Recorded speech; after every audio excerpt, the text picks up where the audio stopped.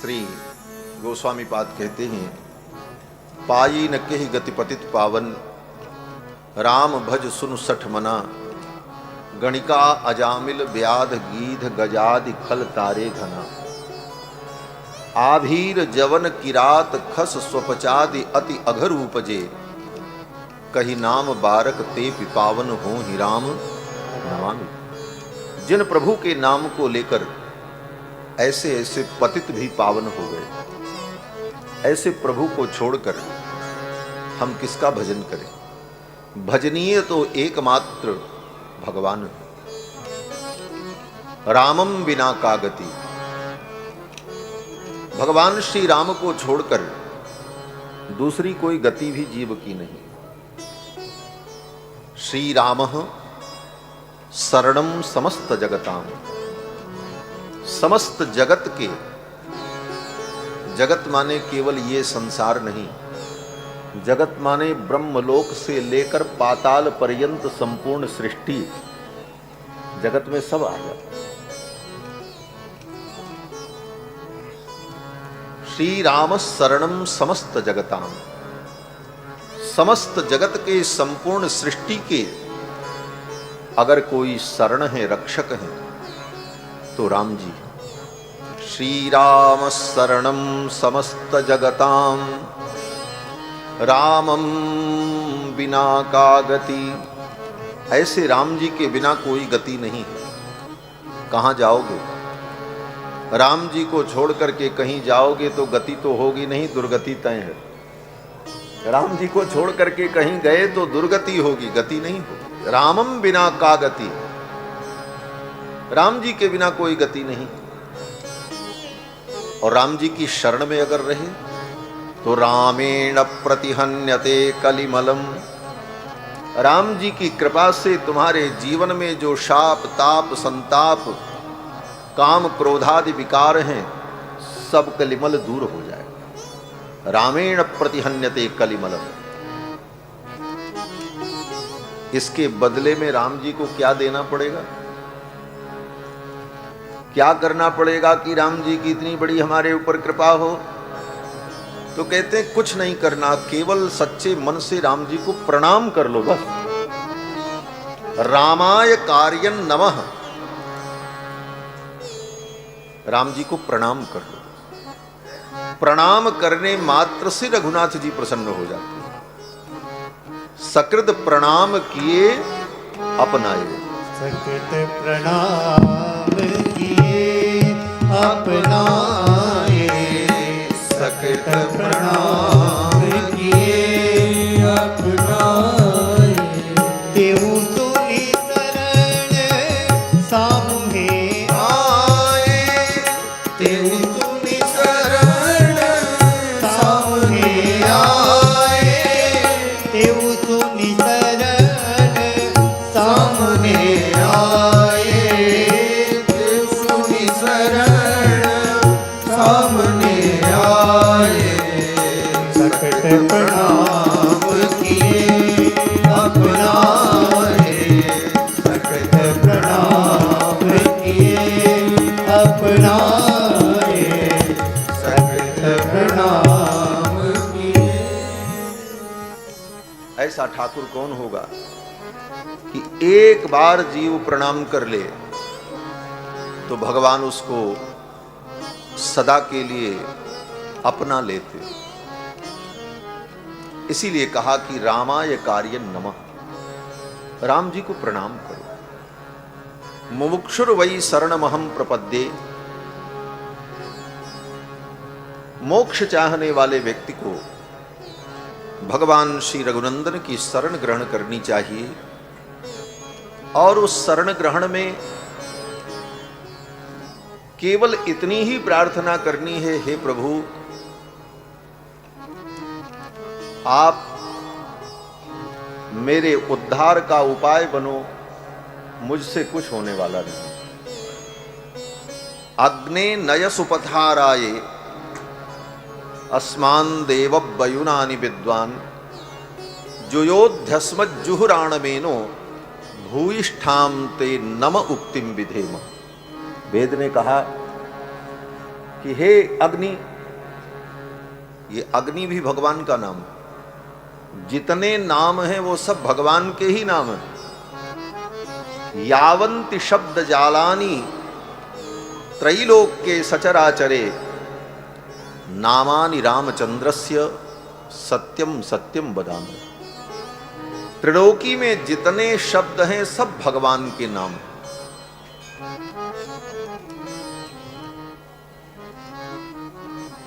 अग्नि भी भगवान का ही नाम, इंद्र भी भगवान का नाम। इंद्रो मायावी पुरुरूप ईयते, वेद ने कहा भगवान का नाम इंद्र। सारे प्रमाण हैं। अग्नि, भगवान अग्नि। अग्नि का अर्थ यही किया विद्वानों ने, महापुरुषों ने। अग्रे नयति इति अग्नि, जो आगे ले जाते हैं उनका नाम अग्नि। अग्रे नयति इति अग्नि। तो सभी जीवों को परम कल्याण की ओर ले जाने वाले भगवान हैं, वे अग्नि हैं। वेदों में प्रार्थना की, हे अग्नि, हे परमात्मन, सुपथाराये, सुंदर मार्ग से आप हमें ले चलो। सुपथाराये, और मैं केवल आपको प्रणाम कर सकता हूं। नम उक्तिम विधेम, केवल नमस्कार की उक्ति हमारे पास है और हमारे पास कोई साधन नहीं है। सुंदर मार्ग से आप ही मुझे कल्याण की ओर ले चल सकते हैं। मैं आपकी शरणागति कर रहा हूं। तो यह एक बार नमस्कार भगवान को कर लेना, यही राम जी के लिए, प्रसन्नता के लिए पर्याप्त। हमारे आचार्य भगवत पाद श्री यामुनाचार्य स्वामी जी महाराज स्तोत्र रत्न में कहते हैं कि त्वदंघ्रिमुद्दिश्य कदापि केनचित्, हे भगवान, त्वदंघ्रिमुद्दिश्य, आपके चरणों को उद्देश्य करके, त्वदीय,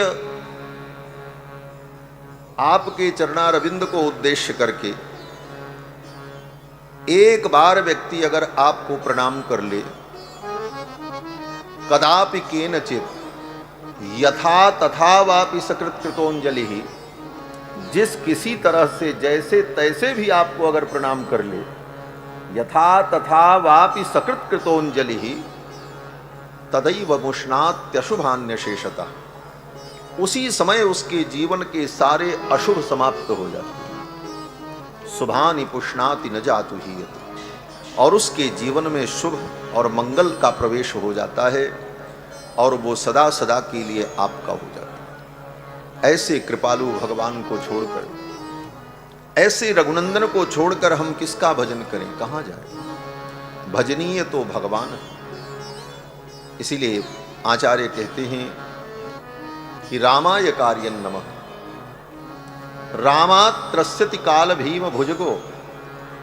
ऐसे राम जी के भजन में अगर लगे रहे तो काल से भी डरने की आवश्यकता नहीं है, काल भी तुम्हारा कुछ नहीं बिगाड़ सकता। रामात् त्रस्यति काल भीम भुजगो, रामस्य सर्वम बसे, सब कुछ राम जी के ही वश में। न तुम्हारे वश में कुछ है, न हमारे वश में कुछ, सब कुछ राम जी के ही वश में है। और राम जी जो चाहते हैं वही होता है। इस बात को ठीक ठीक समझ लेना चाहिए। रामस्य सर्वम बसे, तो हम क्या करें? तो कहते हैं रामे भक्ति भवतु, रामे भक्ति अखंडिता भवतु में।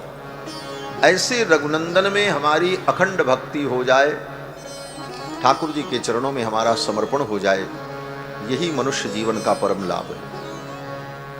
और ये रामायण महाकाव्य दीर्घ शरणागति ग्रंथ है। इस ग्रंथ में आदि से अंत तक बार बार भगवान की शरणागति का ही निरूपण किया गया। शरणागति सर्वोपरि और अमोघ उपाय माना गया।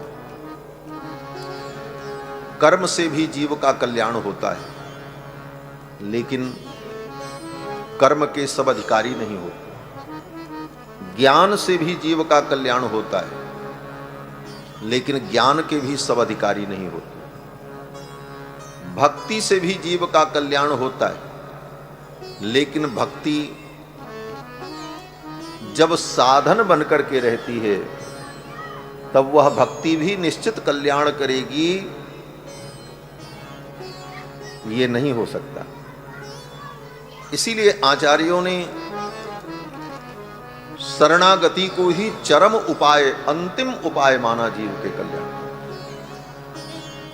शरणागति शरणागति हम लोग कहते रहते हैं, भगवान के शरणागत हैं, लेकिन शरणागति है क्या?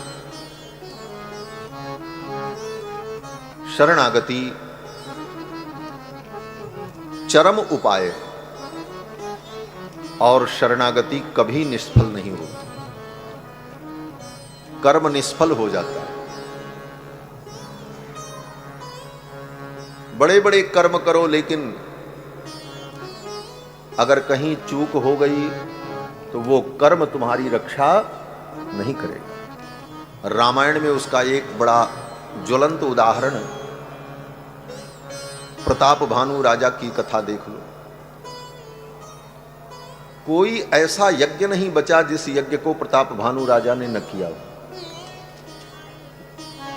जहां लगी कहे पुराण श्रुति, एक एक सब जाग, 12 सहस्र सहस्र नृप किए सहित अनुराग। हृदय न कछु फल अनुसंधाना, परम विवेकी, और विवेकी भी था, लेकिन परिणाम क्या हुआ? बोले सब कुछ अर्पित कर दिया अपना कर्म भगवान को, वासुदेव अर्पित नृप ज्ञानी, यहां तक भी ठीक था। लेकिन इसके बाद भी प्रताप भानु राजा को पूरे खानदान के सहित राक्षस बनना पड़ा। क्यों बनना पड़ा? इतना बड़ा समर्पण, कर्म का समर्पण, कर्म के फल का समर्पण। तो आचार्यों ने कहा सब कुछ किया प्रताप भानु राजा ने, कर्म किया, विवेकवान भी बना, अपने कर्मों का समर्पण भी किया, वासुदेव अर्पित नृप ज्ञानी। लेकिन एक चूक हो गई। बोले क्या चूक हो गई? बोले सब कुछ किया, लेकिन अपने आप का स्वयं का समर्पण भगवान के चरणों में नहीं, शरणागति नहीं। आत्मसमर्पण ही सबसे बड़ी शरणागति है। भगवान को हम धन दे दें, जमीन दे दें, रुपया दे दें, सोना चांदी दे दें, अपनी हर वस्तु दे दें, भगवान कहते हैं ये सब वस्तुएं हमको चाहिए ही नहीं, हमें तो तुम चाहिए। तुम अपना समर्पण जिस दिन कर दोगे, आत्मसमर्पण भगवान को प्रिय है, अपने आप को भगवान के चरणों में समर्पित कर देना। प्रताप भानु राजा ने इतने कर्म किए, लेकिन आत्मसमर्पण न होने के कारण प्रताप भानु राजा को कुल के सहित राक्षस बनना पड़ा। कर्म कल्याण करता है, लेकिन कर्म के सब अधिकारी नहीं होते। कर्म के अधिकारी, इसीलिए कर्म में सर्वप्रथम अधिकारी का निरूपण होता है। अथातोधिकार, कर्म का अधिकार किसको है? हर कर्म हर व्यक्ति नहीं कर सकता। यज्ञ से जीव का कल्याण होता है, लेकिन हर व्यक्ति यज्ञ नहीं कर सकता। उस यज्ञ का जो अधिकारी होगा वही उसको कर सकता है। अब आज किसी के पास बहुत पैसा हो जाए और कहे कि हम अश्वमेध यज्ञ करेंगे, बोले नहीं कर सकते, क्योंकि अधिकारी नहीं है।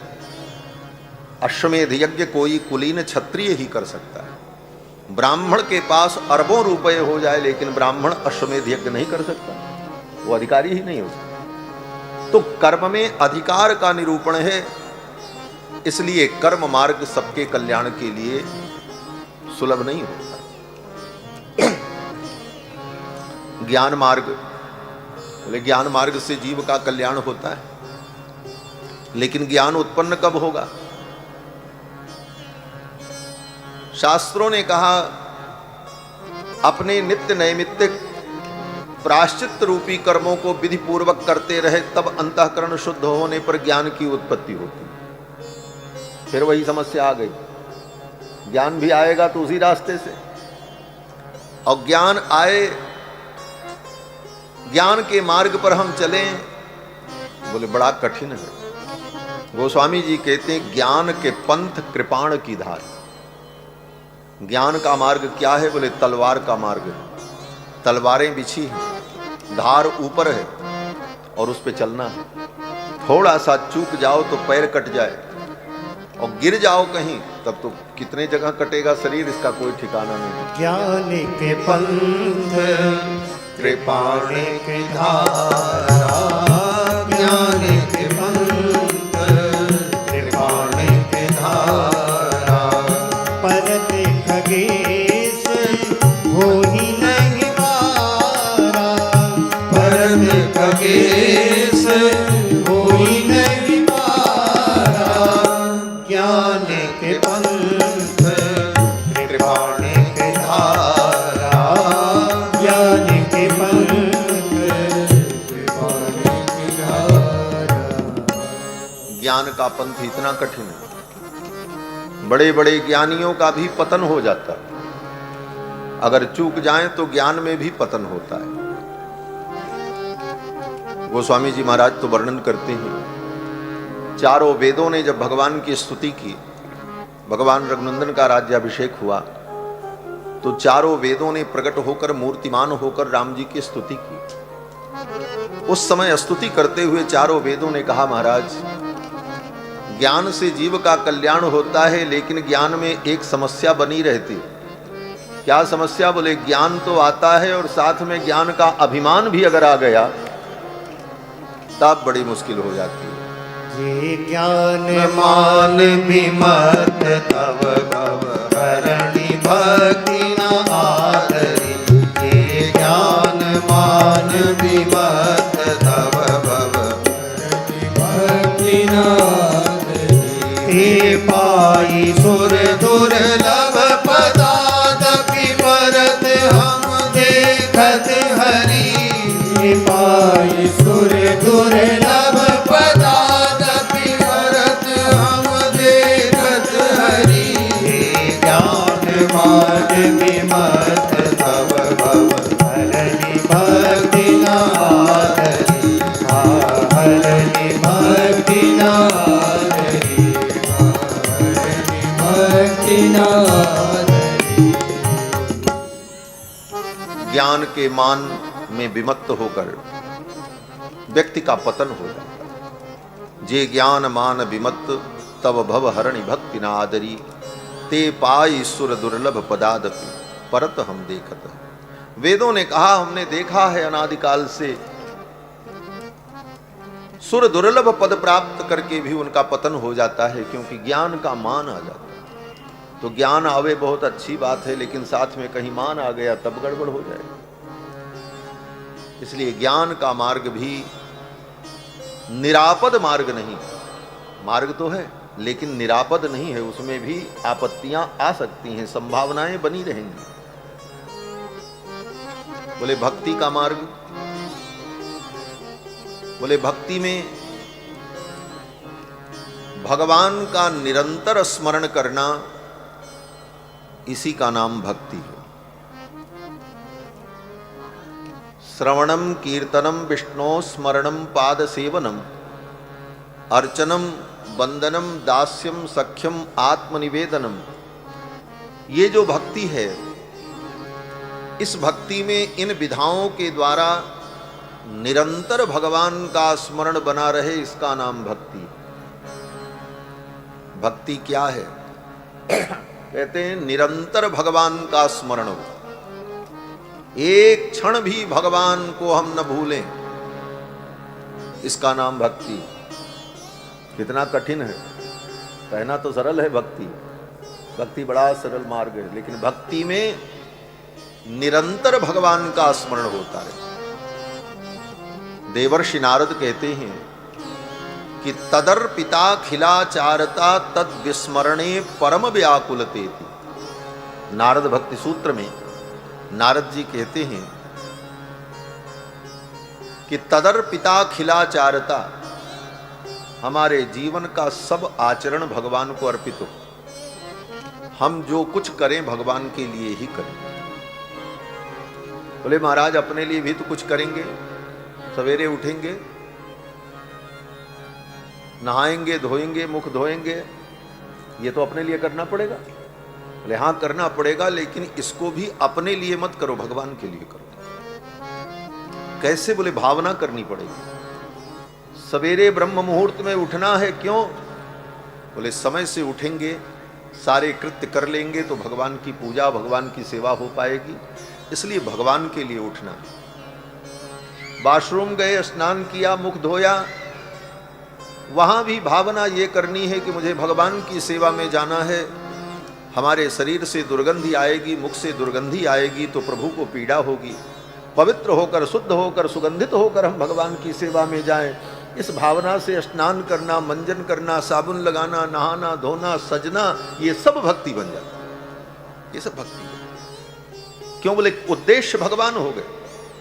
भगवान को उद्देश्य मान करके उन क्रियाओं को करते रहें और भगवान का स्मरण करते।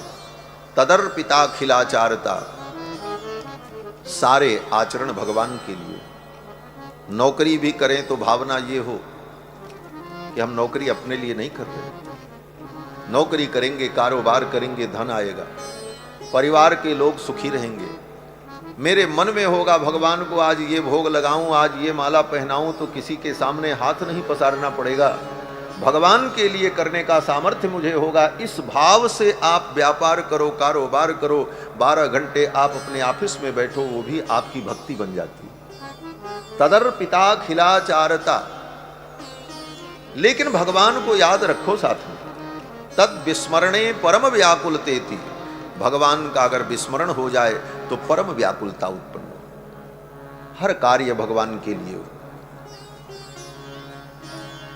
उदाहरण पूछा तो नारद जी ने कहा यथा ब्रज गोपिका नाम, जैसे ब्रज की गोपियां करती थी। सीधा सीधा उदाहरण दिया, यथा ब्रज गोपिका नाम। गोपियां क्या करती थी?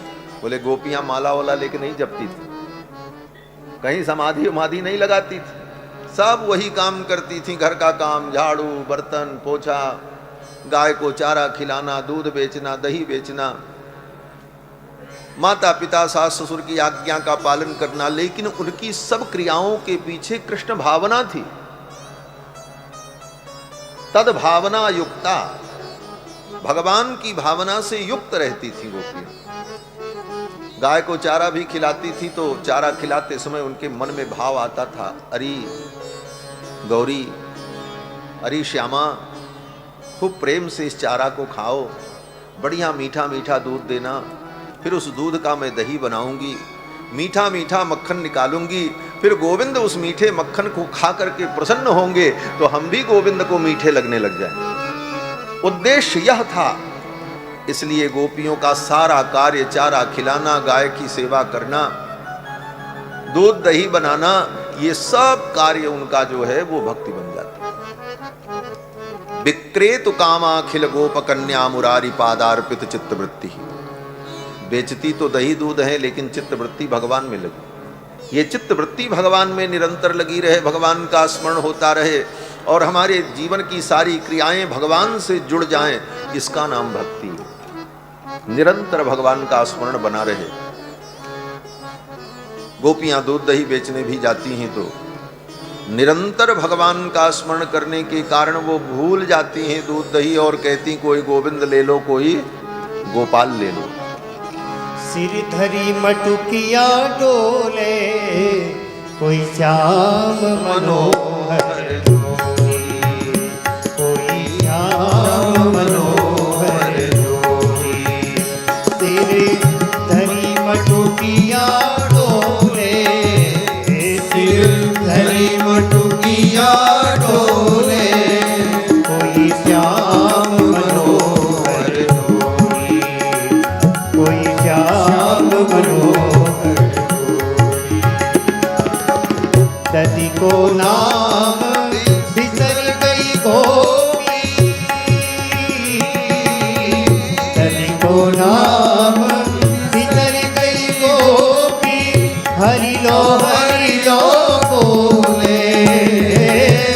हरि लो बोले, कोई श्याम मनोहर जोड़ी, कोई श्याम मनोहर जोड़ी।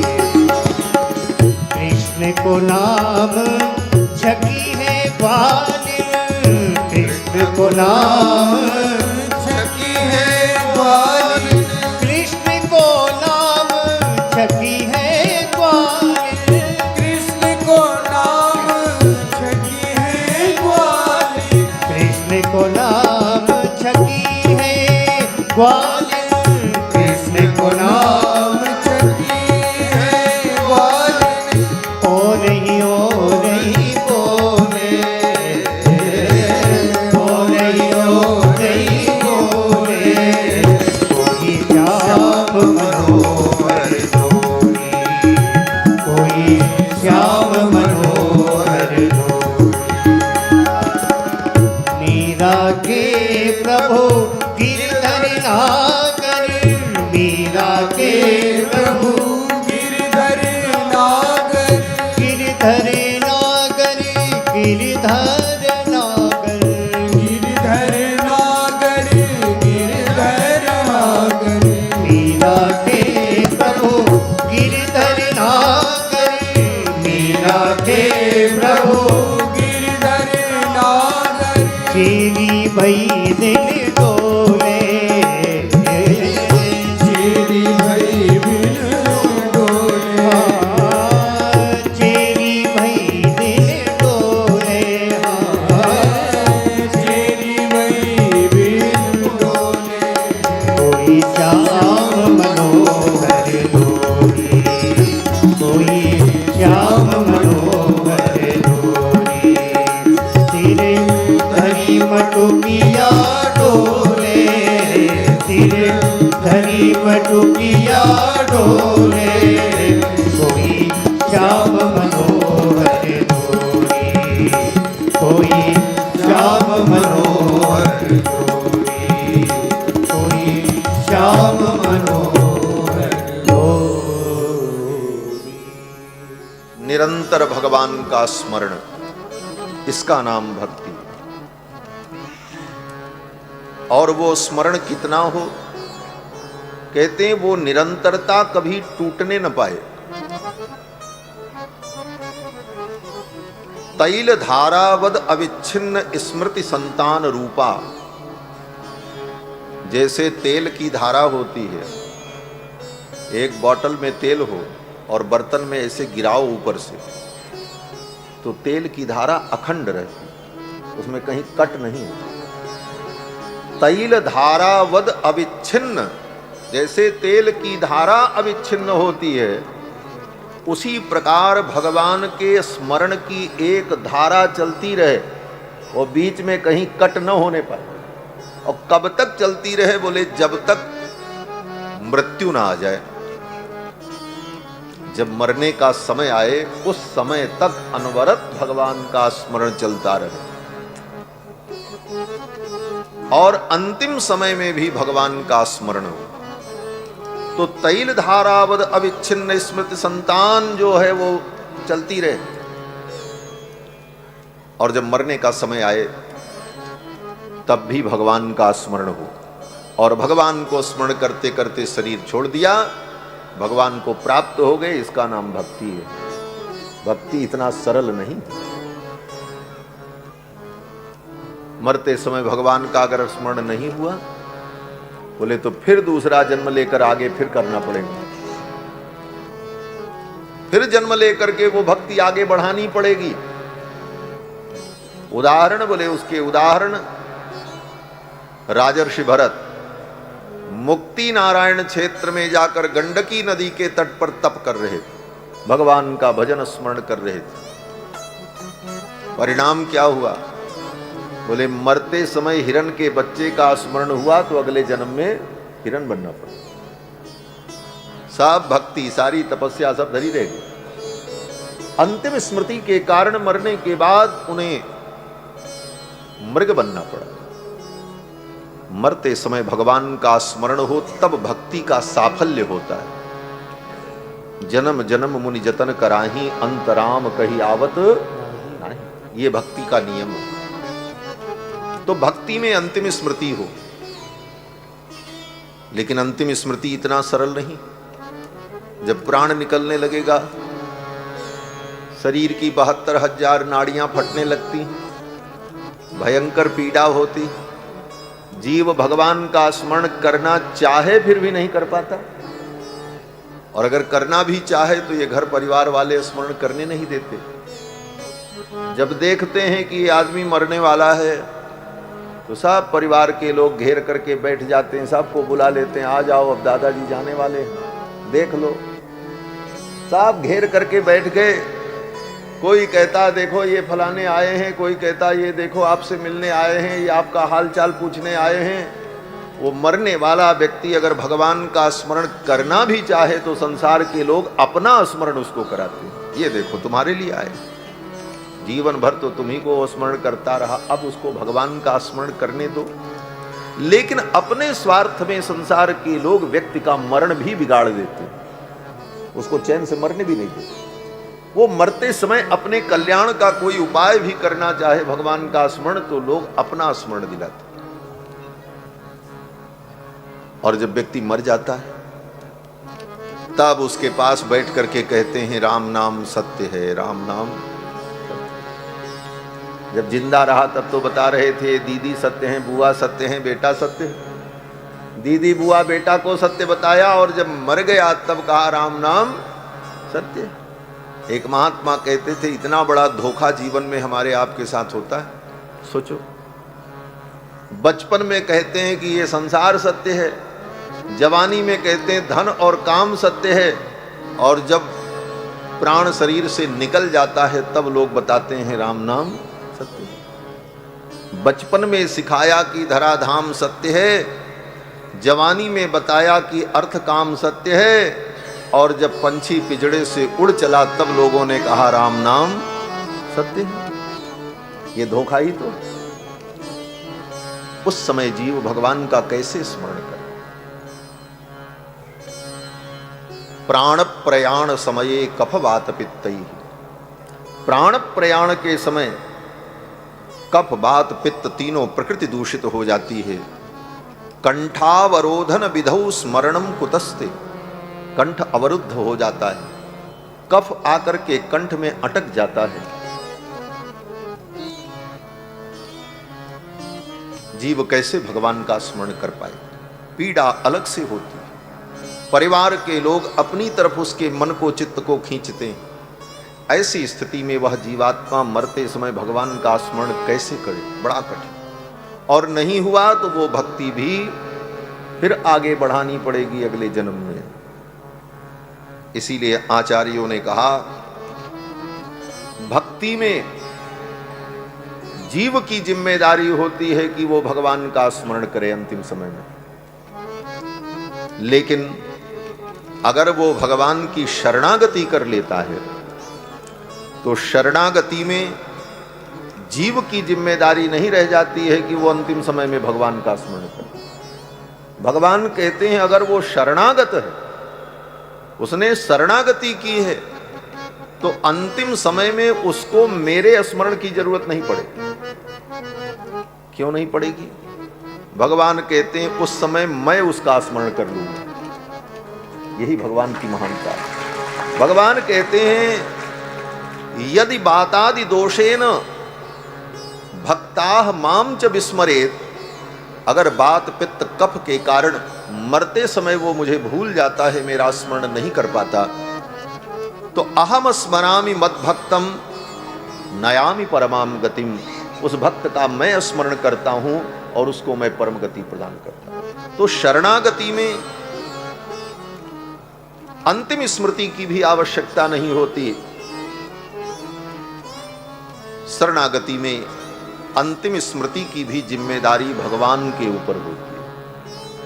और सच्चाई यही है, सारी जिम्मेदारी भगवान के ऊपर छोड़ करके हम निश्चिंत हो जाएं, इसी का नाम शरणागति है। सखा सोच त्यागहु बल मोरे सब विधि घटब काज में। तो ये सब विधि में सारा शास्त्र का व्याख्यान कर डालिए, शरणागति के सारे पक्ष समाहित हो जाते हैं।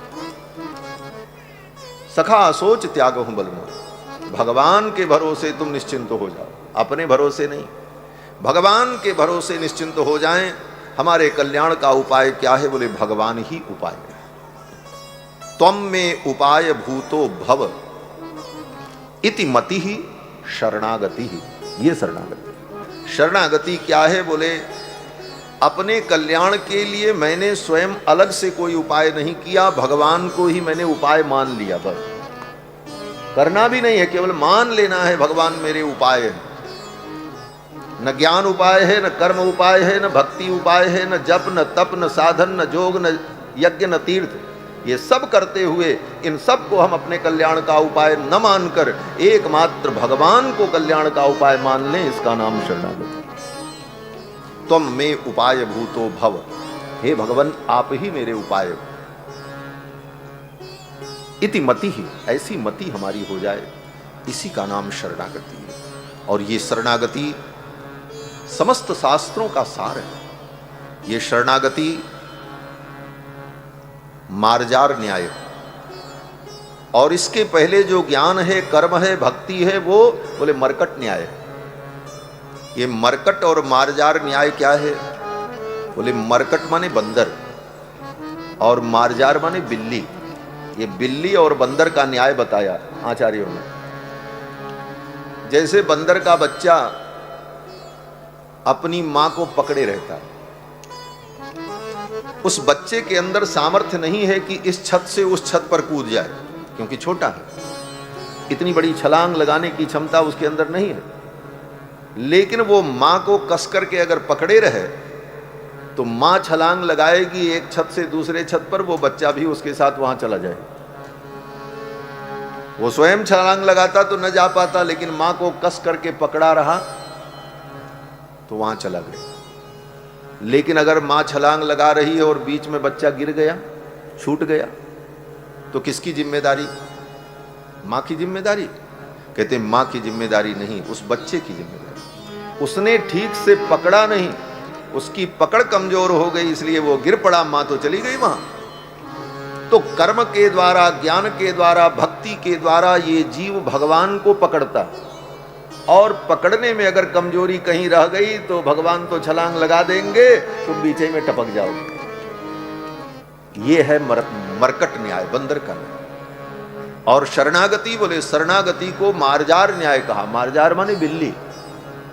बिल्ली का बच्चा अपनी मां को नहीं पकड़ता, वो अपनी मां के भरोसे निश्चिंत रहता है, कुछ करता ही नहीं। कुछ ना करना, इसी का नाम शरणागति है। अपने लिए हम कुछ ना करें, इसी का नाम शरणागति।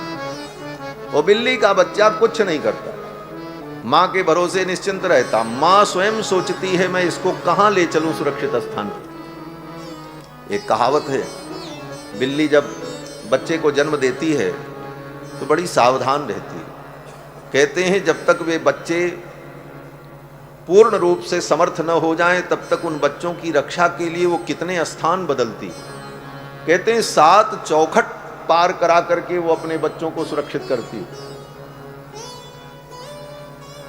लेकिन वो बच्चे जब पैदा होते हैं तो न चलने लायक है, न मां को पकड़ने लायक, तो उनको लेकर के उसकी मां जाती है। और कैसे जाती है? बोले अपने दांतों से बच्चों को ऐसे पकड़ लेती है, और वो बिल्ली अपने दांत से अपने बच्चे को पकड़कर 7 चौखट पार करा करके गुप्त सुरक्षित स्थान पर ले जाकर के वो उसे रखती। जिस दांत से बिल्ली चूहे को पकड़ती है तो राम नाम सत्य हो जाता है, उसी दांत से उस नवजात शिशु को पकड़ करके ले चलती है। उसका एक रोंवा भी नहीं टूटता और वो निश्चिंत रहता। और उसकी मां उसे ले जाकर 7 चौखट पार करा करके सुरक्षित कर देती। यही मार्जार न्याय है। जीव बिल्ली के बच्चे के समान भगवान के ऊपर पूर्ण आश्रित हो जाए, अपनी रक्षा का स्वयं प्रयास करना छोड़ दे, संपूर्ण प्रयास भगवान के ऊपर छोड़ दे, फिर भगवान ही उसकी रक्षा करते हैं। जैसे बिल्ली अपने बच्चे को स्वयं उठाकर जहां ले जाना होता वहां ले जाती है, 7 चौखट पार करा करके सुरक्षित कर देती है, उसी तरह शरणागत भक्त को स्वयं भगवान उसके जीवन का निर्वाह करते हैं। अंतिम समय में भगवान ही उसका स्मरण करते हैं और फिर भगवान ही 7 आवरण पार करके उसे वैकुंठ लेकर के चले जाते। ये शरणागति। इस शरणागति में महाविश्वास होना चाहिए।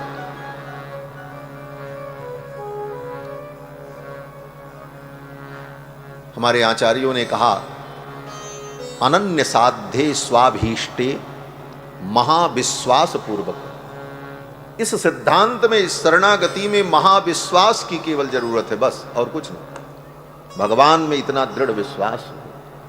लेकिन दुर्भाग्य जीव का, रिक्शे वाले पर विश्वास हो जाता है, तांगे वाले पर विश्वास हो जाता है, डॉक्टर पुलिस पर विश्वास हो जाता, भगवान पर विश्वास नहीं। स्वल्प पुण्यवताम राजन विश्वासो नैव जायते। पुण्य की कमी होने के कारण भगवान में इतना दृढ़ विश्वास नहीं होता। ये दृढ़ विश्वास हो जाए, इसी का नाम शरणागति है। और शरणागति ब्रह्मास्त्र। दूसरे जितने साधन हैं वो तो अस्त्र हैं, लेकिन शरणागति तो ब्रह्मास्त्र है। जैसे सारे अस्त्र व्यर्थ हो सकते हैं, महाभारत में कथाओं में आप देखते हैं, ये अस्त्र चलाया, उधर से उस अस्त्र का काट आ गया, वो व्यर्थ हो गया। जब सारे शस्त्र व्यर्थ हो जाते हैं तब बोले तब ब्रह्मास्त्र चला दिया जाता। लोग कहते हैं अब हमने ब्रह्मास्त्र चला दिया है, अब इसको कोई रोक नहीं पाएगा। ब्रह्मास्त्र अमोघ है, उसका कोई प्रतिकार नहीं हो सकता। उसी तरह कर्म, ज्ञान, भक्ति ये सब मोघ हो जाएं, लेकिन शरणागति कभी मोघ नहीं होती, वो अमोघ है ब्रह्मास्त्र। ब्रह्मास्त्र क्यों है? बोले उस शरणागति में कल्याण के लिए ब्रह्म परमात्मा को ही साधन बनाया गया, इसलिए वो ब्रह्मास्त्र। ब्रह्म परमात्मा ही साधन है। और वो शरणागति एक बार की जाती है। एक बार आपने शरणागति कर ली और वो सदा के लिए हुई। शरणागति बार बार की नहीं जाती, एक बार। सकृदेव प्रपन्नाय भगवान ने कहा, तवास्मीति च याचते, एक बार। और हमारे यहां तो श्री संप्रदाय में भगवान श्री रामानुजाचार्य और भगवान श्री रामानंदाचार्य दोनों आचार्य परंपरा में शरणागति को, प्रपत्ति को ही जीव के कल्याण का सर्वोत्तम साधन के रूप में स्वीकार किया। ये शरणागति, ये शरणागति ब्रह्मास्त्र है। लेकिन इसमें शर्त यह है कि भगवान की शरणागति करने के बाद फिर किसी दूसरे के शरण में न जाओ। दूसरे की शरण में गए और दूसरे को भी तुमने अपने कल्याण का साधन माना, तब वो शरणागति तुम्हें छोड़ करके चली जाएगी। शरणागति बड़ी पतिव्रता है, वो इतनी पतिव्रता है कि दूसरे किसी को स्वीकार नहीं कर सकती। हाँ, शरणागति में ये नहीं कि आप जहां जाओ वहीं के हो जाओ, केवल भगवान के होकर के रहो। और किसी भी कर्म में, किसी भी साधन में फिर ये बुद्धि ना आए कि इससे हमारा कल्याण होगा। जहां बुद्धि आई कि ये करने पर हमारा कल्याण होगा, वहीं शरणागति तुम्हारी भ्रष्ट हो जाए। आचार्यों ने कहा, अपायापाय संजोगे प्रपत्ति प्रच्युता भवे। भगवान को उपाय छोड़कर किसी दूसरे को उपाय अगर तुमने माना, ये बुद्धि में विचार आया कि ये करने से हमारा कल्याण होगा, वहीं प्रपत्ति प्रच्युत हो जाती है, प्रपत्ति छूट जाती है। वो दूसरा बंधन स्वीकार नहीं करता। इसका उदाहरण दिया हमारे आचार्यों ने रामायण के माध्यम से। जब मेघनाथ ने हनुमान जी के ऊपर ब्रह्मास्त्र चलाया तो ब्रह्मास्त्र मंत्र में था। उस मंत्र के प्रभाव से, ब्रह्मास्त्र के प्रभाव से हनुमान जी महाराज मूर्छित हो गए। सारे अस्त्र शस्त्र जब व्यर्थ हो गए, तब मेघनाथ ने ब्रह्मास्त्र चलाया, हनुमान जी को अपने वश में कर लिया। हनुमान जी मूर्छित पड़े थे। राक्षसों को समझ में नहीं आया। बाकी जो राक्षस थे उन्होंने सोचा कि ये बानर बेहोश हो गया है लड़ते लड़ते, कुछ देर बाद इसे होश आएगा, और होश आएगा तो फिर इसको काबू करना बड़ा कठिन है, तब तक इसको बांध लिया जाए। अब सब राक्षस रस्सी उस्सी लेकर के, जंजीर उंजीर लेकर के आए, हनुमान जी को बांधने लगे, हाथ पैर सब बांधना शुरू किया। ज्यों-ज्यों जंजीर बांधने लगे, हनुमान जी के शरीर में डोरी बांधने लगे, रस्सी बांधने लगे, हनुमान जी अंगड़ाई लेने लगे, जगने लगे। मेघनाथ ने देखा, मेघनाथ ने आकर के उन राक्षसों से कहा, हटाओ ये सब रस्सी जंजीर। अरे महाराज, इसको होश आ जाएगा तो ये काबू में नहीं होगा। बोले तुम रस्सी लगाओगे ये होश में आ जाएगा। बोले क्यों? मेघनाथ ने कहा, ये ब्रह्मास्त्र के प्रभाव से मूर्छित है, और ब्रह्मास्त्र दूसरे बंधन को स्वीकार नहीं करता। अगर ब्रह्मास्त्र के साथ साथ दूसरा बंधन तुम इसके शरीर में लगाओगे तो ब्रह्मास्त्र इसे छोड़ करके चला जाएगा, फिर इस बंदर को तुम अपने काबू नहीं कर पाओ। तो ब्रह्मास्त्र दूसरा बंधन स्वीकार नहीं करता, दूसरा बंधन होगा तो ब्रह्मास्त्र का अनादर हो जाता है। उसी तरह शरणागति ब्रह्मास्त्र है। शरणागति करने के बाद भी अगर कोई दूसरा आश्रय हमने लिया तब वह शरणागति का अनादर हो जाता है और शरणागति उसकी प्रच्युत हो जाती है। ऐसा जो सिद्धांत है, समस्त शास्त्रों का सारभूत सिद्धांत शरणागति, यही वाल्मीकि रामायण का मुख्य विषय है। आज कहां से ये बात याद आ गई? कथा तो ब्याह की करनी है, ब्याह भी होगा। ब्याह तो यहां हो ही रहा, सवेरे भी हुआ, कल भी हुआ, रोज ही हो रहा। नित नव मंगल कौशलपुरी, ठाकुर जी के तो मंगलमय महोत्सव में नित्य सारे उत्सव होते ही रहते। तो यह शरणागति श्रीमद् वाल्मीकि रामायण का मुख्य प्रतिपाद्य विषय, और प्रारंभ से लेकर अंत तक रामायण में शरणागति ही। शुरुआत कहां से होती? बोले देवताओं से होती है। सबसे पहले देवता भगवान की शरणागति करते, अवतार के पहले ही। अवतार भगवान का शरणागति से ही होता। देवताओं ने सर्वप्रथम जाकर के ब्रह्मा जी के नेतृत्व में भगवान की शरणागति की।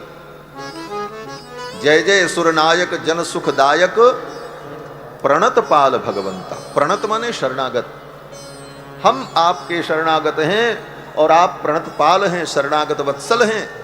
ये कह करके देवताओं ने भगवान की शरणागति, सबसे पहले देवताओं की शरणागति। कथा तो आपको मालूम है, लेकिन विचार करो कि ये देवता लोकपाल, दिग्पाल, कुबेर, वरुण, जिनके पास इनका सामर्थ्य है, ये भी भगवान की शरण में जाते हैं। हम जिन देवताओं को अपना रक्षक मानकर उनकी शरण में जाते हैं, उन्हें पूजने में लगते हैं, वे देवता भी भगवान ही की शरण में जा रहे हैं। तो फिर हमें भटकने की क्यों जरूरत है? हम क्यों भटकें? हम जिनको अपना शरण और रक्षक मान रहे हैं, ये स्वयं अपनी रक्षा करने में समर्थ न होने पर भगवान की शरण में जाते हैं। सर्वलोक शरण्याय राघवाय महात्मने। तो ऐसे भगवान को छोड़कर हम उनकी शरण में क्यों जाएं?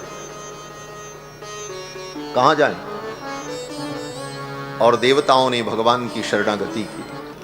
सर्वप्रथम देवताओं की शरणागति रामायण में यह संकेत करती है कि तुम्हारे अंदर तो कोई सामर्थ्य नहीं, तुमसे हजारों लाखों गुना सामर्थ्य रखने वाले ये देवता भी अपने को असमर्थ पाते हैं और भगवान की शरण में जाते हैं। इसलिए हे जीव, तुम संसार के सभी आश्रय को छोड़कर भगवान की शरणागति करो। देवताओं की शरणागति। देवताओं की शरणागति के बाद भगवान जब प्रकट हुए तो विश्वामित्र जी भी भगवान की शरण में आए। सारा सामर्थ्य विश्वामित्र जी के अंदर था, दूसरी सृष्टि कर डालने का सामर्थ्य था, लेकिन अंत में भगवान की शरण में उनको भी आना पड़ा। आगे अहिल्या की शरणागति हुई। अहिल्या ने भी भगवान की शरण ग्रहण की और शरणागति से अहिल्या का परम कल्याण हुआ। आगे भी रामायण में सर्वत्र भगवान की शरणागति ही है। दंडकारण्य में बड़े बड़े मुनियों ने शरणागति, राम जी वन की यात्रा पर जब चलने लगे तो लक्ष्मण जी ने शरणागति, सभ्रातुश्चरणौ गाढ़म निपीड्य रघुनंदन। राम जी के दोनों चरणों को पकड़ करके लक्ष्मण जी ने भगवान की शरणागति। चित्रकूट में विभीषण ने, चित्रकूट में भरत ने और शत्रुघ्न ने शरणागति की। दंडकारण्य में मुनियों ने शरणागति की। हनुमान जी ने शरणागति की। सुग्रीव ने शरणागति की। विभीषण ने शरणागति की। समुद्र ने शरणागति की। ये समुद्र की कथा जो है, यह भी एक बड़ा गंभीर रहस्य है। भगवान स्वयं समुद्र की शरणागति करने लगे। विभीषण जी के कहने पर कि आपका कुल दैवत है, तो राम जी ने आस्तरण बिछाकर, दर्भ बिछाकर दर्भ शयन किया और समुद्र की शरणागति की। समुद्रम शरणम गता। शरणागति के इस गंभीर ग्रंथ में यह भी बताना जरूरी है कि शरणागति किसकी की जानी चाहिए। सबकी शरणागति भी नहीं होती। भगवान सर्वलोक शरण्य हैं और भगवान ने समुद्र की शरणागति की और समुद्र की गई शरणागति व्यर्थ हो गई। भगवान ने शरणागति समुद्र की, ये उचित नहीं था। भगवान सर्वलोक शरण्य होकर समुद्र की शरणागति करे।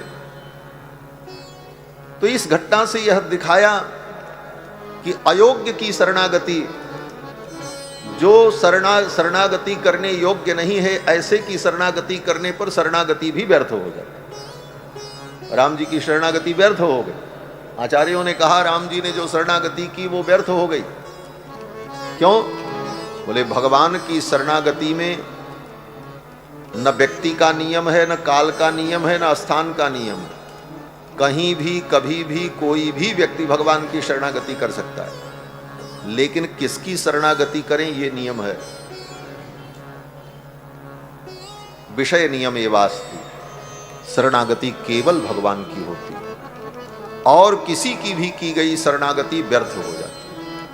ये शरणागति केवल भगवान की जा सकती है, बाकी किसी की शरणागति जो है वो अंत में व्यर्थ हो जाए। राम जी ने समुद्र की शरणागति की, सुग्रीव की भी शरणागति की। सुग्रीवम शरणम गता रामायण में कहते, लेकिन ये सब शरणागति राम जी की भी व्यर्थ हो गई। क्यों? बोले विषय, शरणागति का विषय कौन है ये महत्वपूर्ण है। इसलिए शरणागति के विषय एकमात्र भगवान है। तो संपूर्ण रामायण में इसी शरणागति के गंभीर रहस्य को बार बार भगवान के चरित्र के माध्यम से प्रस्तुत किया। कल की कथा में हम सभी लोगों ने सुना भगवान ने धनुष तोड़ा, यह भी शरणागति है। यहां किशोरी जी की शरणागति हो रही है भगवान के चरणों में। और कैसे हो रही है? बोले किशोरी जी राम जी को प्राप्त करें। किशोरी जी को राम जी कब मिलेंगे? बोले धनुष टूटे तब मिलेंगे। ये बीच में धनुष रखा हुआ, ये धनुष टूटेगा तब किशोरी जी को राम जी मिलेंगे। अब प्रश्न है, धनुष टूट जाए तो किशोरी जी को राम जी मिल जाए, तो कौन धनुष तोड़ेगा? कोई आकर के तोड़ेगा? बोले नहीं। बोले किशोरी जी स्वयं तोड़ दें उस धनुष को? बोले ये भी नहीं संभव है। राम जी ही उस धनुष को तोड़ें तो किशोरी जी को राम जी प्राप्त हो।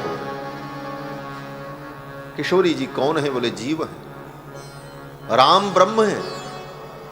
जीव ब्रह्म को प्राप्त करना चाहता है, लेकिन जीव और ब्रह्म के बीच में भव धनुष है। भगवान शंकर का ये धनुष क्या है? भव धनुष है। ये संसार टूटे, संसार छूटे, ये भव धनुष टूटे तब इस जीव को परमात्मा मिले। ये भव धनुष तोड़ेगा कौन? बोले जीव तोड़ेगा। अगर हम आप इस संसार सागर को, भव धनुष को तोड़ पाते तो कब का तोड़ लिए होते। ये तो भगवान ही कृपा करके तोड़े। तो इसके लिए क्या करना होगा? बोले भगवान की शरणागति करो, समर्पित हो जाओ। जब धनुष नहीं टूटा तो किशोरी जी घबराने लगी और किशोरी जी ने देवताओं से प्रार्थना की। गोस्वामी जी ने बड़ा सुंदर वर्णन किया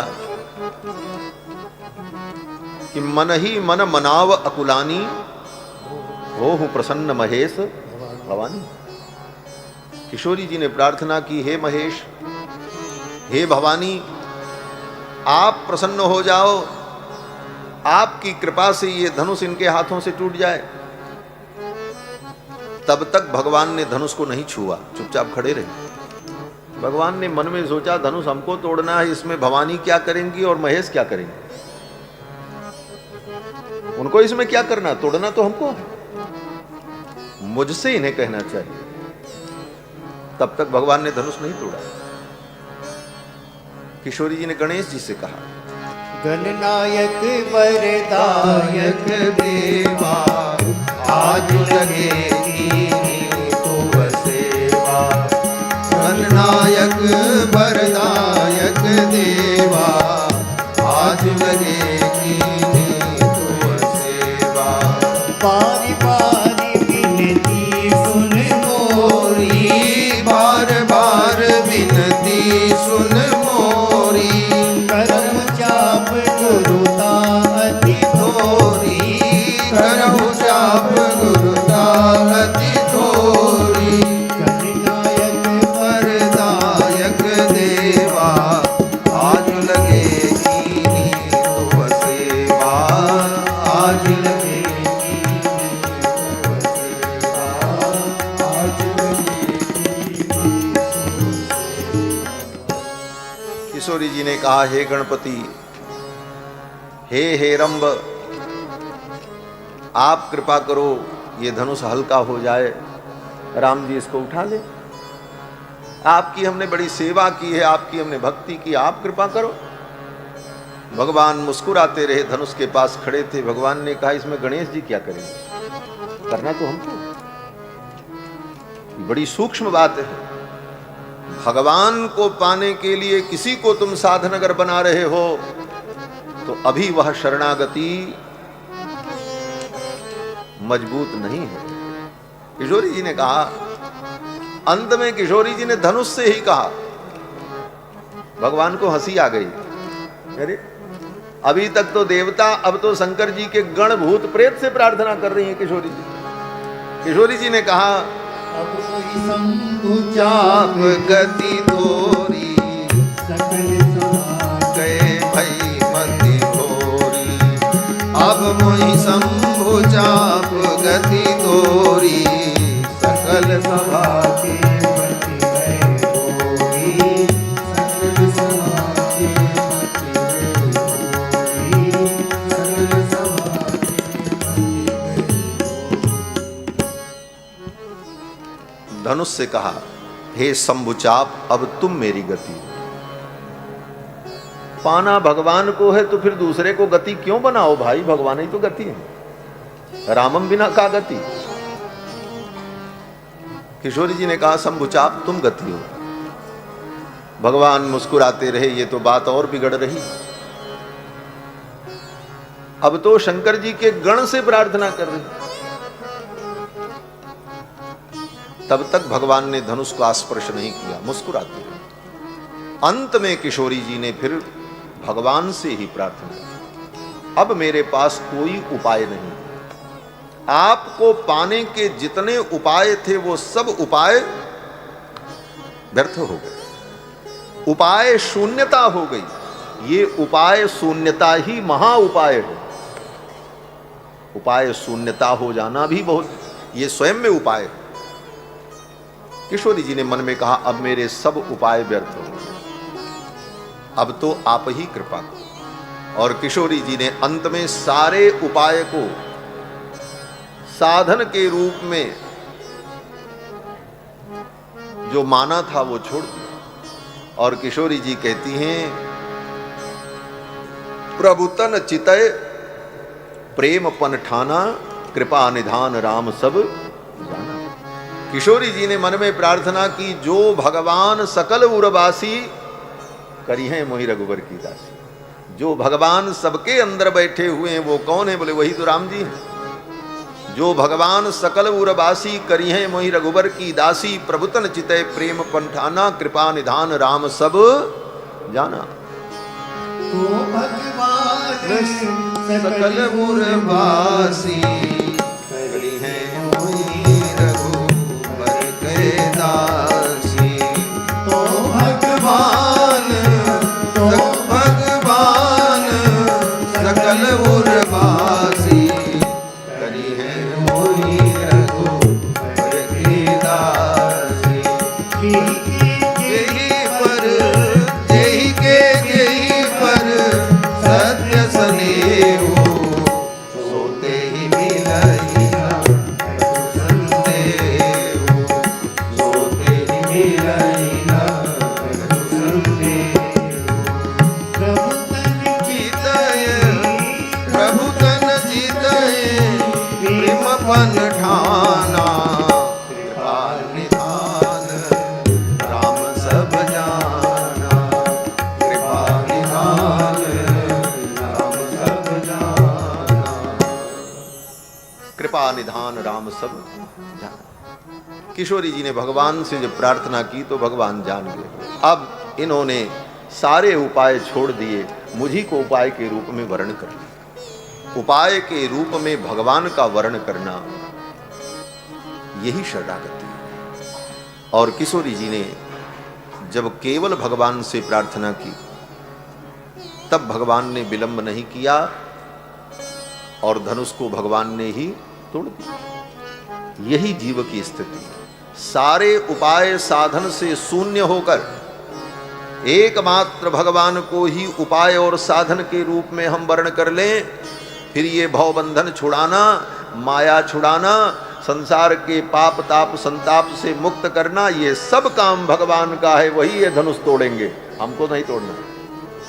और फिर राम जी ने विलंब नहीं किया। इसीलिए और यहां पर किशोरी जी ने कहा तो भगवान सकल उर्वासी। भगवान तो भगवान ही है। भगवान सब नहीं हो सकता। इस पर भी आचार्यों ने बड़ी चर्चा की है। भगवान कहते किसको? बोले ये भगवान शब्द तत्र पूज्य पदार्थोक्ति ही परिभाषा समन्विता।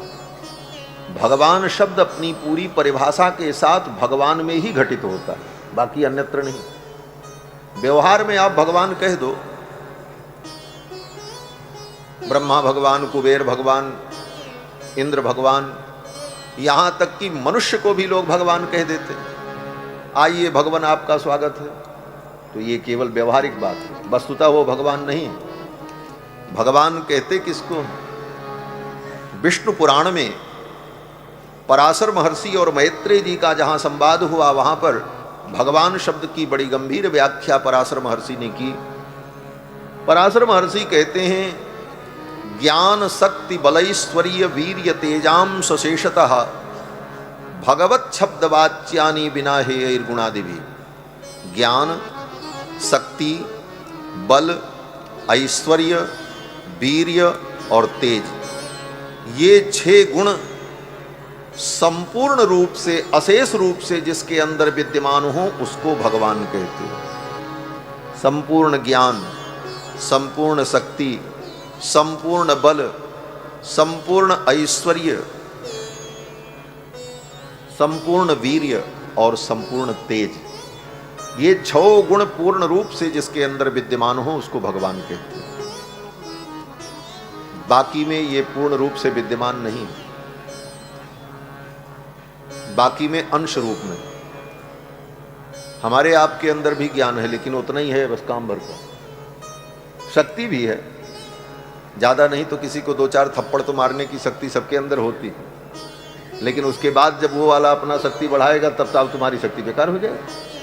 ऐसी शक्ति हो कि उस शक्ति के सामने फिर कोई शक्ति ब्रह्मांड की न टिके। बल भी वैसा हो, ज्ञान भी वैसा हो, ज्ञान, शक्ति, बल, ऐश्वर्य, ऐश्वर्य भी हो। कितना ऐश्वर्य होगा ज्यादा से ज्यादा तुम्हारे पास? बोले इतना ऐश्वर्य हो सकता है सारी दुनिया को तुम अपनी मुट्ठी में कर लो, सारी दुनिया के चक्रवर्ती सम्राट बन जाओ, इससे ज्यादा तो कोई ऐश्वर्य तुमको मिल नहीं सकता। लेकिन जो सारे ब्रह्मांड को अपने नियंत्रण में रखता हो, ये सारा ब्रह्मांड जिसका ऐश्वर्य है, वो अनंत ऐश्वर्य तो भगवान में ही। तो ज्ञान शक्ति बल ऐश्वर्य वीर्य तेज, तेज माने अग्नि तत्व, तेज तो हमारे अंदर भी है। 96 डिग्री टेम्परेचर सबके शरीर में रहता है, 98, उतनी गर्मी तो रहती है तेज। लेकिन ज़्यादा हो जाए, 2 ही डिग्री ज़्यादा हो जाए, 100 से ऊपर हो जाए तो फिर हॉस्पिटल में भर्ती होना पड़ता है। टेम्परेचर 100 से ज़्यादा हुआ तो हॉस्पिटल जाना पड़ेगा। तेज तो हमारे अंदर भी है, लेकिन उस तेज को धारण करने का सामर्थ्य नहीं है। थोड़ा सा बढ़ा कि हम परेशान हुए। और भगवान बोले, भगवान ने लीला में दिखा दिया। कृष्णावतार में मुंजारण्य में आग लग गई तो भगवान ने सारी आग को पानी के समान पी लिया। ये तेज है। हम लोग गर्म चाय नहीं पी सकते, फूंक फूंक करके पीना पड़ेगा, ज्यादा गर्म हो तो मुंह जल जाए। और भगवान आग को ही पी गए। क्यों? बोले संपूर्ण तेज के वो निधान है। तो ज्ञान शक्ति बल ऐश्वर्य वीर्य तेज, ये 6 गुण जिसके अंदर परिपूर्ण रूप से विद्यमान हो उसको भगवान कहते हैं। और इसके बाद उत्पत्ति प्रलयम चैव भूतानाम अगतिम गतिम, संपूर्ण सृष्टि की उत्पत्ति, पालन और संहार, ये तीनों काम भगवान ही करते हैं। उत्पत्ति प्रलयम चैव भूतानाम अगतिम गतिम वेत्ति विद्याम अविद्याम च सवाच्यो भगवानिति, जो इन सारी क्रियाओं को अपने नियंत्रण में रखता है वो भगवान शब्द के द्वारा कहा जाता है। तो वो भगवान कौन है? अब ये भगवान की कसौटी कसो सबके ऊपर। कितने लोग खरे उतरेंगे? इंद्र खरे उतरेंगे कि कुबेर खरे उतरेंगे कि कौन से देवता इस बात पर खरे उतरेंगे? भगवान को छोड़ करके कोई खरा उतरने वाला। इसलिए भगवान श्री हरि है। महर्षि पराशर कहते हैं तत्र पूज्य पदार्थोक्ति। अन्यत्र जो भगवान शब्द का प्रयोग किया जाता है वो औपचारिक प्रयोग है, फॉर्मेलिटी में औपचारिक प्रयोग है, वो वास्तविक प्रयोग नहीं है। किसी अन्य को अगर भगवान कहा जाता है तो केवल व्यवहारिक बात है, वस्तुतः वो भगवान नहीं है। भगवान तो भगवान है। किशोरी जी कहती हैं जो भगवान, ये भगवान है, ऐश्वर्य से युक्त हैं, षडैश्वर्य संपन्न है जो भगवान।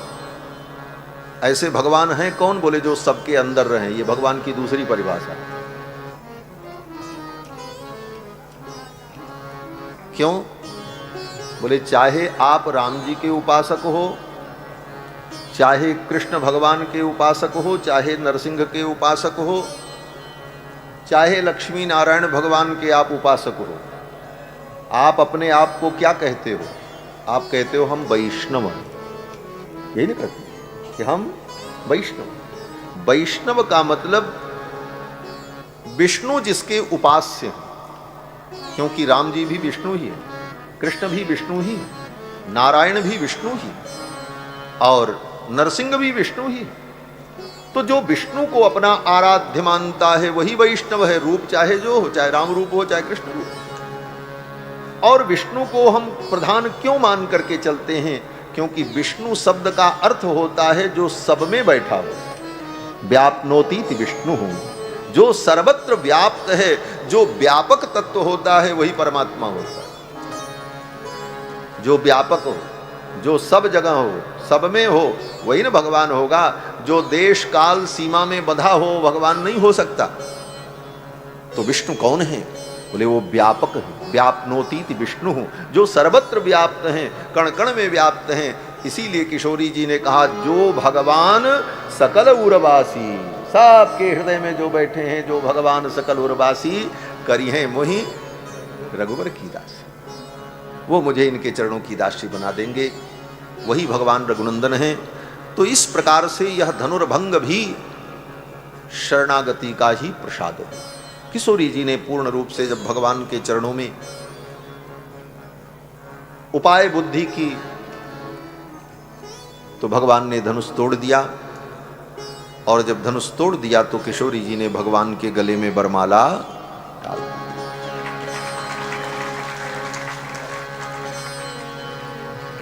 राम बरी सिय भंजेऊ चापा। हमारे मिथिला के भक्त यहाँ बैठे, मिथिला वालों ने कहा धनुष राम जी ने नहीं तोड़ा, बोले तब?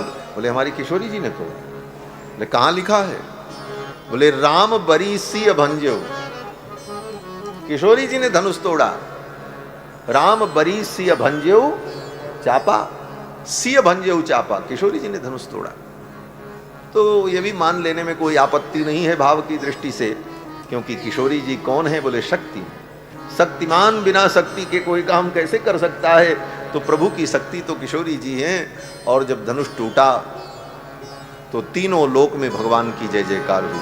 वही पाताल नाग जस व्यापा, वही पाताल नाग जस व्यापा, राम बरी सिय भंजो चापा, राम बरी सिय भंजो चापा, बरी सिय भंजो किशोरी जी ने भगवान का वर्ण किया, वरमाला पहनाई। जब वरमाला हो गई तो जनक जी महाराज ने कहा, राम तुमने ये प्रतिज्ञा पूर्ण की है, अब मैं कन्यादान करना चाहता हूं और मैं भी अपनी प्रतिज्ञा को पूर्ण कर लूं, ये कन्यादान स्वीकार करो। उसी क्षण जनक जी महाराज कन्यादान करने जा रहे थे,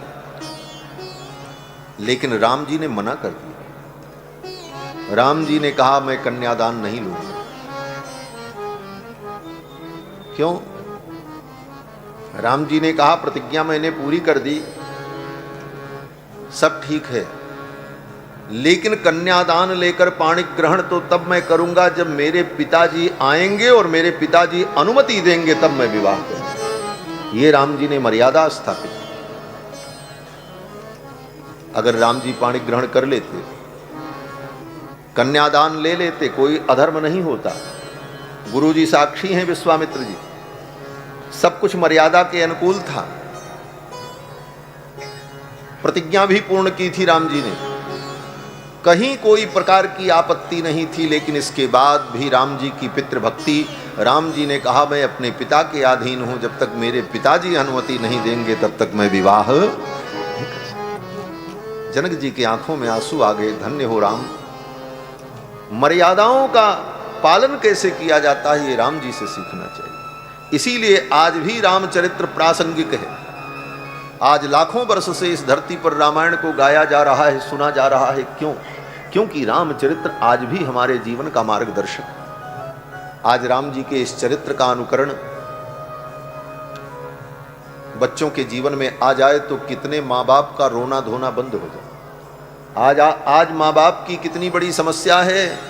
जिस बच्चों को पाल पोस करके योग्य बनाया, वो अपने मन से माता पिता को पीछे छोड़कर उनकी भावनाओं का निरादर करके अपने मन से जाकर के वैवाहिक संबंध कर लेते हैं। माता पिता को कितना दुख होता है, पीड़ा होती है, क्लेश होता है, घर टूट जाते हैं, समाज में अपमान होता है। यह सब क्यों हो रहा है? क्योंकि हम रामायण को पढ़ना भूल गए और रामायण को अपने जीवन में उतारना भूल गए। राम जी के चरित्र से शिक्षा ली। राम जी ने कहा जब तक मेरे पिताजी नहीं आएंगे, मेरे परिवार के लोगों का समर्थन नहीं होगा, तब तक मैं कन्यादान ग्रहण नहीं करूंगा। लेकिन ये प्रसंग यहां पर बालकांड में नहीं है, घटना तो यही की। इस प्रसंग का स्मरण महर्षि वाल्मीकि ने अयोध्या कांड में किया है। कब? बोले राम जी जब वन की यात्रा पर गए और वन की यात्रा पर चित्रकूट से आगे बढ़े, अत्रि मुनि के आश्रम में जब भगवान पहुंचे तो अत्रि मुनि की पत्नी अनसुया ने किशोरी जी को आभूषण दिया, वस्त्र दिया। और अनसुया जी ने किशोरी जी से कहा, सीते इन रघुनंदन को तुमने कैसे पाया? इनके साथ तुम्हारा विवाह कैसे हुआ? अपने विवाह की चर्चा हमको सुनाओ। तब वहां पर किशोरी जी ने, जानकी जी ने अत्रि मुनि की पत्नी अनसुया को अपने विवाह की जो कथा सुनाई, उस प्रसंग में किशोरी जी ने कहा कि ये इतने शील निधान हैं, इतने संकोची हैं कि धनुष टूटने के बाद मेरे पिताजी कन्यादान करना चाहते थे, लेकिन इन्होंने मना कर दिया। जब तक मेरे पिता नहीं आएंगे तब तक मैं कन्यादान नहीं ग्रहण करूंगा। किशोरी जी ने यह कथा सुनाई और अनसुया जी सुन करके बड़ी प्रसन्न हुई। तो ये राम की मर्यादा है। राम जी ने कहा हमारे अयोध्या सूचना भेजी जाए, मेरे पिताजी सपरिकर पधारें तब ये विवाह होगा। फिर तो जनक जी महाराज ने दूतों को बुलाया और पत्रिका लिखी। जनकेन समादिष्टा दूतास्ते क्लांत वाहनाः त्रिरात्रमुषिता मार्गे ते अयोध्यां प्राविशन पुरीं। पत्रिका लिख करके जनक जी ने दूतों को दिया और कहा ये पत्रिका लेकर के अयोध्या जाओ। तीव्रगामी अश्व पर बैठकर दूत लोग अयोध्या के लिए चल पड़े। 3 दिन 3 रात्रि चल करके तब दूत लोग अयोध्या पहुंचे। त्रिरात्र मुषिता मार्गे ते अयोध्याम प्राविशन पुरीम। और जब अयोध्या में दशरथ जी महाराज के दरबार में पहुंचे, दशरथ जी को पता चला मिथिला से दूत आए हैं, पुत्रों का संदेश लेकर के आए हैं। दशरथ जी का हृदय भर आया। इतने दिन बाद जब से गए रघुनंदन, आज कोई संदेश आया है, कहाँ थे, कैसे हैं, क्या है, कोई सूचना नहीं मिल पा रही थी। आज दूत आए और दूतों ने कहा महाराज हम आपके पुत्रों का संदेश लेकर के आए हैं और जनकपुर से आए। अब तो दशरथ जी महाराज ने सब काम छोड़ दिया और बड़े आदर से उन दूतों को बुलाया, सम्मान किया, उनको बैठाया और बड़े प्रेम से पूछा भैया कहो कुशल दो बारे, तुम नीके निज नयन निहारे। भैया कहो कुशल दो बारे, भैया कहो कुशल दो बारे, तुम नीके निज नयन निहारे, तुम नीके निज नयन निहारे। भैया कहो कुशल दो बारे, भैया कहो कुशल दो बारे। दशरथ जी ने कहा भैया मेरे दोनों बालक कुशल से तो हैं। चक्रवर्ती सम्राट होकर एक दूत को, एक संदेशवाहक को भैया शब्द से संबोधित करते हैं चक्रवर्ती। भैया ये हमारे अयोध्या की बड़ी प्यारी भाषा है, जो बहुत प्रिय हो और जिससे बहुत आत्मीयता हो उसको भैया कह करके ही संबोधन किया। हमारे यहाँ माताएं भी अपने बच्चों को कहती हैं भैया कुछ खा लो, बहन भी कहती है, माँ भी कहती है, पिताजी भी बच्चों को गांव में कहते हैं भैया कुछ खा लो। ये अवध का शब्द है, अवधि का। ये अत्यंत आत्मीयता का बोध कराने वाला शब्द। यहां तक कि आस पड़ोस में भी जो अपने आत्मीय होते हैं वो आ जाते हैं तो लोग यही कहते हैं आओ भैया बैठो। दशरथ जी ने भी इसी आत्मीयता से उन दूतों से कहा भैया कहो कुशल दो बारे, तुम नीके निज नयन निहारे। मेरे दोनों बालक कुशल से तो हैं, आपने उनको अपनी आंखों से देखा है। दूतों ने कहा महाराज हमने अपनी आंखों से देखा और उन्हीं का संदेश लेकर के हम आए हैं। दशरथ जी को विश्वास नहीं हो रहा। दशरथ जी ने कहा अपनी आंखों से देखा? बोले हाँ हाँ अपनी आंखों से देखा। दशरथ जी ने कहा क्या प्रमाण है कि आपने अपनी आंखों से देखा? दूतों ने कहा महाराज अब प्रमाण तो हमारे पास कोई नहीं है, लेकिन एक बात जरूर है। बोले क्या?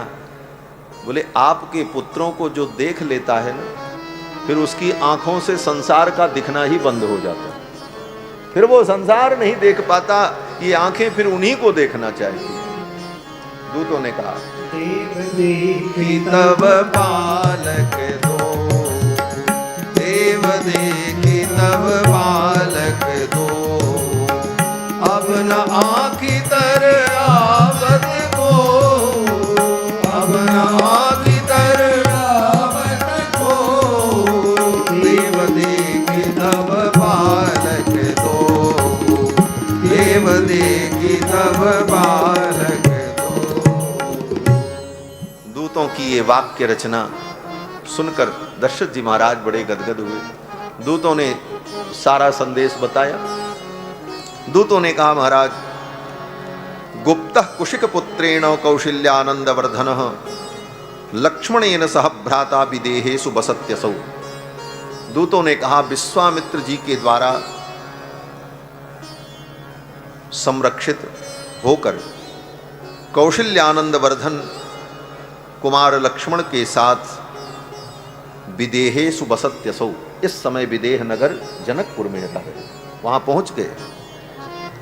दृष्टवीर्यस्तु काकुस्थो जनकेन महात्मना, आपके पुत्र काकुस्थ के पराक्रम को देखकर, राम जी का एक नाम है काकुस्थ, ककुस्थ के कुल में उत्पन्न हुए, इसलिए इनका नाम काकुस्थ है। दूतों ने कहा कि दृष्टिवीर्यस्तु काकुस्थो जनकेन महात्मना,